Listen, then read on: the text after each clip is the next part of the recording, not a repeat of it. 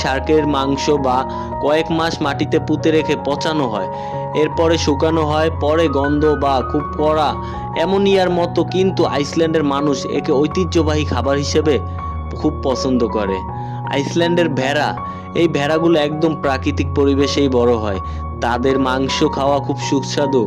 হ্যাগিং cat বা ধোয়া দিয়ে শুকানো ভেড়ার মাংস তাদের খুবই পছন্দের। এছাড়া তারা ভেড়ার মাথার মগজ এবং অন্য অংশ দিয়ে বিশেষ একটা খাবার তৈরি করে। স্কায়ার, এটি দেখতে অনেকটা দইয়ের মতো হলেও কারিগরিভাবে এটি এক ধরনের নরম পনির। এটি আইসল্যান্ডের অন্যতম জনপ্রিয় একটি স্বাস্থ্যসম্মত খাবার যা তারা হাজার বছর ধরে খেয়ে আসছে। এটি উচ্চতম প্রোটিন সমৃদ্ধ খাবার হিসেবে আইসল্যান্ডের মানুষ মানে।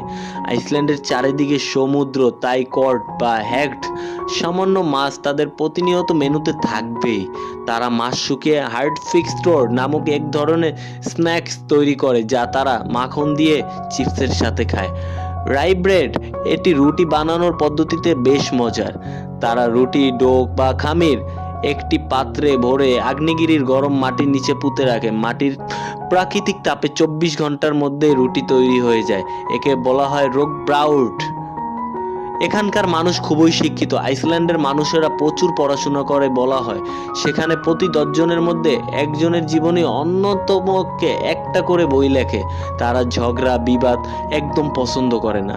তারা অনেকে বেশি আধুনিক, কিন্তু একই সাথে তাদের পুরনো ভাইকিং স্কাইটিং লোককথা যেমন পরি, এলফ এ বিশ্বাস করে, লালন করে। এরা মনে করে এগুলো আসলেও আছে। এখানকার মানুষ খুব পরিশ্রমী। কম সৈন্য সংখ্যা হওয়া ক্ষেত্রেও একজন মানুষ অনেক সময় 2-3 দিন ভিন্ন পেশার কাজ করে। সত্যি বলতে আইসল্যান্ড শুধু বরফ আর আগুনের দেশ নয়, এটি আমাদের শেখায় কিভাবে প্রতিকূল প্রকৃতির মাঝেও মানুষ শান্তিতে এবং প্রকৃতির সাথে মিলেমিশে থাকতে পারে। যেখানে পৃথিবীর অন্য দেশ দূষণ আর অপরাধের সাথে লড়াই করছে, সেখানে আইসল্যান্ড এখনো একটুর্গ সক্রিয় হয়ে টিকে আছে। এটাকে মনে হয় পৃথিবীর মধ্যে বেঁচে থাকা ছোট্ট একটা স্বর্গ। আইসল্যান্ডের কোনো বিষয় আপনার কাছে সবচেয়ে বেশি ভাল লাগছে?